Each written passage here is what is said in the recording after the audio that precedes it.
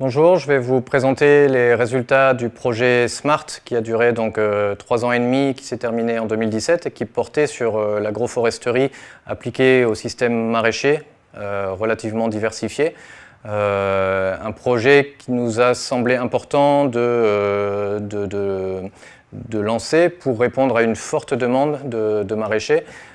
et également pour répondre à un manque d'informations, de références techniques et économiques sur des systèmes agroforestiers dans les zones tempérées, puisqu'on a beaucoup plus d'informations dans les zones tropicales. Et donc on a souhaité monter ce projet pour comprendre un peu mieux comment les maraîchers avaient fait leur choix, puisqu'un certain nombre d'agriculteurs avaient déjà lancé ce système en agroforesterie, et mieux comprendre donc ses déterminants techniques, économiques, mieux connaître donc la situation de ces parcelles en France et essayer de comprendre un peu le fonctionnement d'un certain nombre de ces systèmes. Donc avec un certain nombre de partenaires, une douzaine de partenaires répartis sur 3 grandes régions, on a comme première étape constitué un peu la cartographie en France des systèmes déjà mis en place. Donc grâce à une enquête en ligne, on a pu collecter à ce jour environ 200 projets déjà en place ou à venir, de projets associant donc des fruits et des légumes. Et ça, c'était un premier outil déjà assez précieux pour beaucoup d'agriculteurs en phase d'installation ou installés, de pouvoir voir que finalement ils ne sont pas tout seuls et que dans leur région, il y a aussi d'autres personnes qui se sont posées les mêmes questions de conception du système, de gestion de leur système. Et donc ce premier outil a permis un peu de mettre les agriculteurs en réseau. Et à partir de là, donc, on a travaillé sur les attentes d'un certain nombre de ces agriculteurs parmi les plus engagés. Et une des fortes attentes de ces agriculteurs, c'était justement de travailler sur les visites, l'échange, l'interconnexion entre agriculteurs. Et donc on a pu organiser un certain nombre de visites sur des systèmes un peu innovants, puisqu'ils sont tous un peu innovants par nature. Et sur la première année du projet, donc on a commencé à rentrer un peu dans le dur, à savoir finalement comment fonctionnent ces systèmes agroforestiers, puisqu'évidemment on a plus de complexité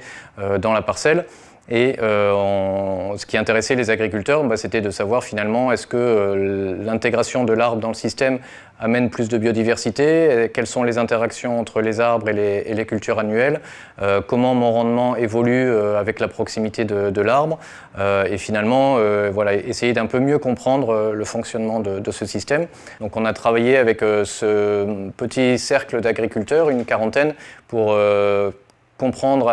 réfléchir avec eux sur les attentes qu'ils avaient et traduire ça en protocole de suivi sur le terrain, sachant qu'on avait voulu des protocoles un peu participatifs pour que les agriculteurs puissent également s'impliquer dans les suivis, les observations et mieux comprendre eux-mêmes leur système.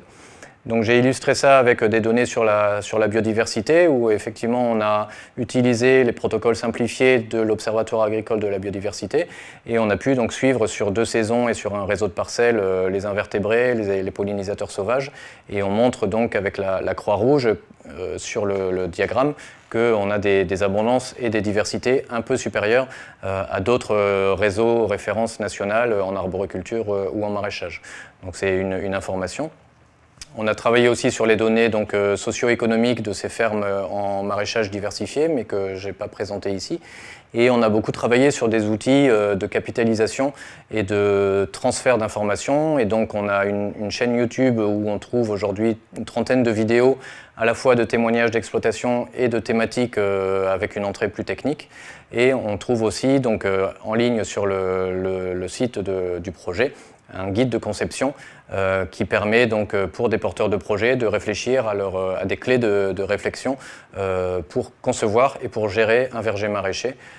sans donner toutes les réponses clés en main, mais pour vraiment amener les bonnes questions socio-économiques, techniques, etc. Voilà, je vous remercie.